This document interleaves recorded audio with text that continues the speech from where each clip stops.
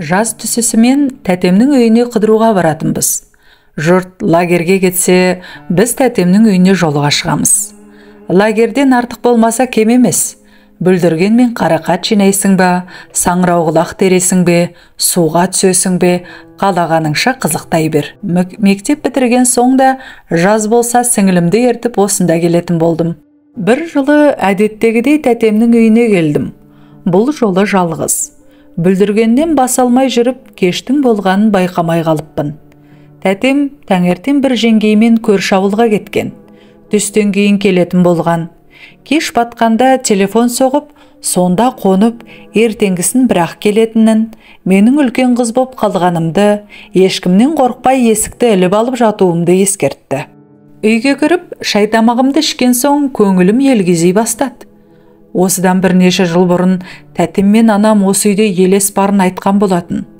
Кейде ыдыстар қозғалса, енді бірде киім-кешектер шашылып қалады екен. Кейде елестің өзі де көлеңкесін көрсетіп қоятын көрінеді. Жалғыз өзім қалғандықтан ба, осы әңгіме қайта есіме түсті.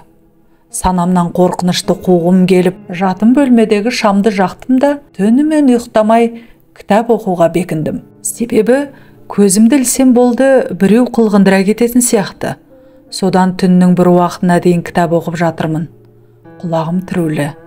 Қорыққанға қос көрінеді ме, ысылдаған дыбыстар шатын сияқты.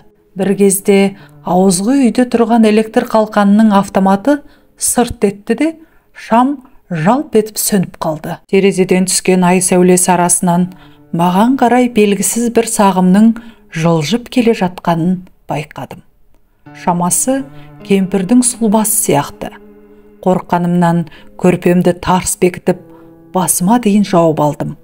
Бар білгенім, бісміллә деген сөзді миллион рет қайталаған шығармын.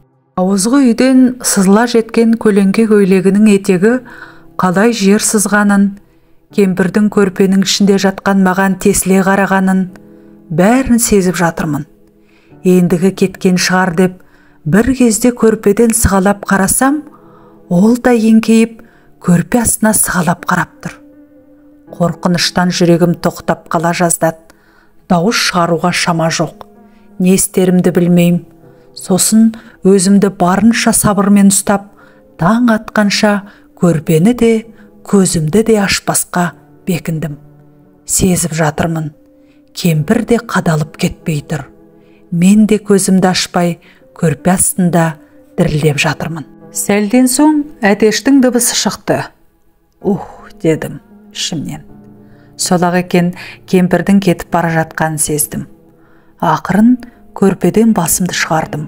Байқаймын, кемпірдің елесі ғайып болды.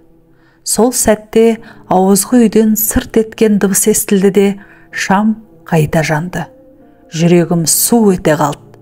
Суық демімді ішке тартып, терезеден жарық еткенше орнымнан қозғалмадым. Таңертең тәтем келген соң болған жағдайды айттым.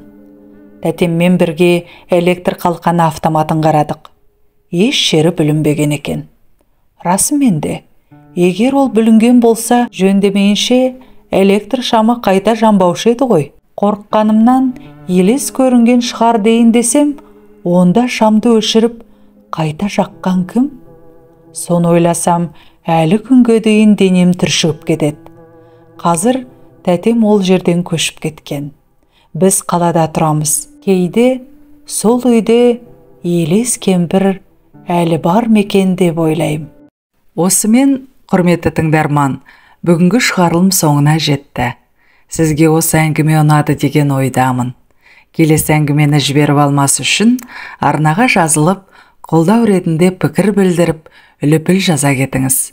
Сіздермен бірге болған Динара Мейрамқызы. Келесі кездескенше аман, сау болыңыздар.